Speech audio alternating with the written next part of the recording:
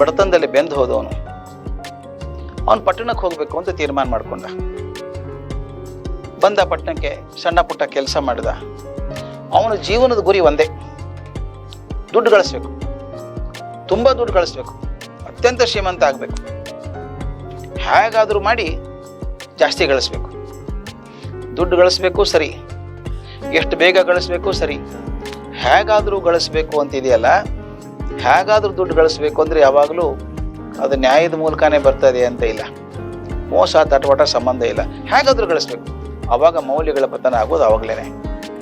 ಹುಡುಗ ಬಂದ, ಯಾರು ಕೈ ಕೊಟ್ಟು ಸಹಾಯ ಮಾಡಿದ್ರು, ಕೈ ಹಿಡಿದು ಸಹಾಯ ಮಾಡಿದ್ರಲ್ಲ ಅವ್ರಿಗೆ ಕೈ ಕೊಟ್ಟ. ಯಾರು ಸಹಾಯ ಮಾಡಿದ ಅವ್ರಿಗೆ ಮೋಸ ಮಾಡಿದ. ಮೊದಲು ಅಂತಃಸಾಕ್ಷಿ ಚೂಸ್ತಾ ಇತ್ತು ಅವನು. ಪಾಪ ಅವ್ರು ಮೋಸ ಮಾಡಿಬಿಟ್ಟೆ ಅನಿಸ್ತಾ ಇತ್ತು. ಅವನಂದ ಎಷ್ಟು ಅಂತ ಅನ್ಸ್ಕೊಳ್ಳಿ, ನಾನು ಬೇಡ ಈ ಮನಸ್ಸಾಕ್ಷಿನೇ ಕೊಂದು ಹಾಕ್ಬಿಡೋಣ ಅಂತ ಕೊಂದು ಹಾಕ್ಬಿಟ್ಟ. ಕತ್ತಿಸಕ್ಬಿಟ್ಟ ಅದು ಮನಸ್ಸಾಕ್ಷಿ. ಇನ್ನೇನು ಮನಸ್ಸಿಗೆ ಕೆಡಿಸೋರು ಯಾರೂ ಇಲ್ಲ. ಅವನು ಒಂದೇ, ಸರಿನೋ ತಪ್ಪು, ದುಡ್ಡು ಮಾಡಬೇಕು. ಯಾರಿಗೆ ಅನ್ಯಾಯ ಆದರೂ ಗೊತ್ತಿಲ್ಲ. ಮಾಡೋಕೆ ಶುರು ಮಾಡಿದ ನೋಡಿ, ಒಂದು ಕೆಲಸ ತೊಗೊಂಡ, ಅಲ್ಲಿ ಮೋಸ ಮಾಡಿದ, ದುಡ್ಡು ತಂದ, ಮತ್ತಷ್ಟು ದುಡ್ಡು ಬಂತು. ಈಗೇನು ದುಡ್ಡು ಬಂತಲ್ಲ ಅದು ಮತ್ತಷ್ಟು ಹಣ ಎಳ್ಕೊಂಡು ಬಂತು. ದುಡ್ಡಿನ ಸ್ವಭಾವನೇ ಹಾಗೆ, ಯಾರಿಗೆ ದುಡ್ಡು ಇಲ್ವೋ ಅವ್ರಿಗೆ ಸಿಕ್ಕೋದೇ ಇಲ್ಲ. ಯಾರ ಹತ್ರ ದುಡ್ಡಿದೆ ಅವ್ರ ಕಡೆ ಬೇಡ ಅಂದ್ರೆ ಬಂದು ಬೀಳುತ್ತೆ ದುಡ್ಡು. ಹಾಗೆ ಗಳಿಸ್ದ ಭಾರಿ ಶ್ರೀಮಂತ ಅದ. ಮನೆ ಬೇಡವಾ, ಒಂದು ದೊಡ್ಡ ಮನೆ ತೊಗೊಂಡ. ಒಂದು ಹೆಂಗೆ ಸಾಕು ಸ್ವಾಮಿ, ಇನ್ನು 3 ಮನೆ ಮಾಡಿದ. ಇನ್ನೂ ದುಡ್ಡು ಉಳಿತಲ್ಲ, ಏನು ಮಾಡೋದು? ತೋಟ ಕೊಂಡ್ಕೊಂಡ, ಇನ್ನೊಂದು ತೋಟ ಕೊಂಡ್ಕೊಂಡ, ಮತ್ತೊಂದು ತೋಟ ಕೊಂಡ್ಕೊಂಡ. ತೋಟದಲ್ಲಿ ದೊಡ್ಡ ಅರಮನೆ ಅಂತ ಮನೆ ಕಟ್ಟಿದ. 10 ಕಾರ್ ಬಂತು ಮನೆಗೆ. ಚೆನ್ನಾಗಿದ್ದ. ದುಡ್ಡು ಬಂದ ಹಾಗೆ, ಈ ವಸ್ತುಗಳು ಬಂದ ಹಾಗೆ ಅದ್ರ ಬಗ್ಗೆ ಮೋಹ ಜಾಸ್ತಿ ಆಗ್ತಾ ಹೋಗುತ್ತೆ.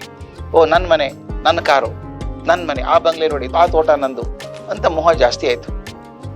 ಒಂದ್ಸಲ ಒಂದು ತಲೆ ಬಂತು, ಒಂದು ಒಳ್ಳೆ ಕಾರ್ ತಗೋಬೇಕು ಅಂತ. 10 ಕಾರ್ ಇತ್ತಲ್ಲ, ಅತ್ಯಂತ ಬೆಲೆ ಬಾಳೋ ಕಾರ್ ತಗೋಬೇಕು. ಯಾರನ್ನ ಕೇಳ್ದ, ಅತ್ಯಂತ ಬೆಲೆ ಬಾಳೋಕೆ ಯಾರಿದು? ಅದು ಪೋರ್ಷೆ ಕಾರು ಅಂತ ಹೇಳಿದ್ರು. ಅಡ್ಡಿಯಲ್ಲಿ ತಗೋಣ, ಎಷ್ಟು ಕಾಸ್ಟ್ ಆಗ್ತದೆ? 5 ಕೋಟಿ ರೂಪಾಯಿ ಆಗ್ತದೆ. ಅಡ್ಡಿಲ್ಲ ಅಂದ. ನಾನು ಮನಸ್ಸು ಒಳ್ಳೆ ಕಾರ್ ತಗೋಬೇಕು ಅಂತಿದೆ, ಅತ್ಯಂತ ಶ್ರೀಮಂತ ಮನುಷ್ಯ ನಾನು. 5 ಕೋಟಿ ಕೊಟ್ಟು ಒಂದು ಕಾರ್ ತಗೊಂಡ. ಅದು ಏನದು ಅದ್ಭುತ ಕಾರು, ಆ ಬಣ್ಣ ಏನು, ಅದರ ಡಿಸೈನ್ ಏನು, ಒಳಗೆ ತನಗೆ ಏನೇನು ಬೇಕೋ ಎಲ್ಲ ಮಾಡ್ಕೊಂಡಿದ್ದ. ಏರ್ ಕಂಡೀಷನ್ ಫೆಸಿಲಿಟೀಸ್ ಆಗಲಿ ಏನು ಎಲ್ಲ ಟೆಕ್ನಾಲಜಿ ಎಲ್ಲ ಹಾಕೊಂಡ್ಬಿಟ್ಟಿದ್ದ. ಭರ್ಜರಿ ಕಾರ್. ತಾನೇ ಓಡಿಸ್ಬೇಕು ಅಂತ ಹವ್ಯಾಸ. ಮೊದಲೇ ದಿವಸ ಕಾರ್ ತೊಗೊಂಡು ಹೊರಟ. ಮಾರ್ಕೆಟ್ ಹತ್ರ ಹೋದ. ತಾನೇ ಓಡಿಸ್ಬೇಕಲ್ಲ, ಅದು ಇನ್ನೊಂದು ಆಸೆ, ಒಂದು ಜನರಿಗೆ ತೋರಿಸ್ಬೇಕು, ಅದನ್ನು ಕಾರ್ ತೋರಿಸ್ಬೇಕಲ್ಲ, ತಾನು ದೊಡ್ಡವನನ್ನು ತೋರಿಸ್ಕೋಬೇಕಲ್ವಾ. ಹೋದ, ಕಾರ್ ಡ್ರೈವ್ ಮಾಡ್ಕೊಂಡು ಹೋಗ್ತಾ ಇದ್ದಾನೆ. ಇನ್ನೇನು ರೆಡ್ ಲೈಟ್ ಬರ್ತದೆ ಅನ್ನಿಸ್ತು, ನಿಂತ್ಕೊಂಡ ಸಿಗ್ನಲಲ್ಲಿ. ಆ ಕಡೆಯಿಂದ ಒಂದು ಬಂತು ನೋಡಿ ಲಾರಿ, ಭರ್ರ ಅಂತ ಬಂತು.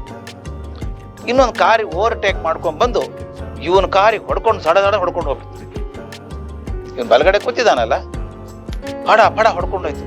ಹೊಡೆದು ಹೋದ್ರೆ ಮುಂದಿನ ಬಾಗ್ಲಲ್ಲ, ಹಿಂದಿನ ಬಾಗ್ಲು ಕಿತ್ಕೊಂಡು ಹೋಗ್ಬಿಡ್ತು. ಲಾರಿ ಹೋಗ್ಬಿಡ್ತು ಹಾಗೇನೆ. ಓ ಅಂತ ಮುಂದಿನ ಹೆಡ್ಲೈಟ್ ಇಲ್ಲ, ಗುರ್ತೇ ಸಿಗಲ್ಲ ಕಾರಿಂದ. ಹಂಗಾಗಿದೆ. ಕಾರಿಂದ ಕೆಳಗಿಳಿದ. ಅಯ್ಯೋ ನನ್ನ ಪೋರ್ಷೆ ಕಾರು, 5 ಕೋಟಿ ರೂಪಾಯಿ ಕಾರು, ಅಯ್ಯೋ ಕಾರ್ ಏನಾಯ್ತು ಅಂತಿದ್ದ. ಜನ ಓಡಿ ಬಂದ್ರು, ಪೊಲೀಸರು ಓಡಿ ಬಂದು. ಪೊಲೀಸ್ ಹೇಳ್ದ, ಸ್ವಾಮಿ ಪೊಲೀಸ್ರೇ, ಆ ಲಾರಿ ನಿಲ್ಲಿಸ್ರಿ, ಹೊಡೆದೋಗಿದ್ದ ನನ್ನ ಕಾರು, ಅವನು 5 ಕೋಟಿ ರೂಪಾಯಿ ಕಾರು, ಪೋರ್ಷೆ ಕಾರು ಅಂತ ಹೇಳ್ತಿದ್ದ. ಪೊಲೀಸ್ ಹೇಳ್ದ, ಚಿಂತೆ ಮಾಡಬೇಡ್ರಿ, ಆ ಲಾರಿ ಹಿಡಿದಿರ್ತಾರೆ, ನಂಬರ್ ಕೊಟ್ಟು ಫೋನ್ ಮಾಡಿದ್ದೀನಿ, ಹಿಡ್ಕೊಂಡಿರ್ತಾರೆ ಮುಂದಿನ ಸ್ಟೇಷನ್ನಲ್ಲಿ, ನೀವು ನಡೀರಿ ಹಾಸ್ಪಿಟ್ಲಿಗೆ ಹೋಗೋಣ ಅಂತ. ನಾನು ಯಾಕೆ ಹಾಸ್ಪಿಟ್ಲಿಗೆ ಹೋಗ್ಬೇಕು ಅಂತ ಕೇಳಿದೆವನು.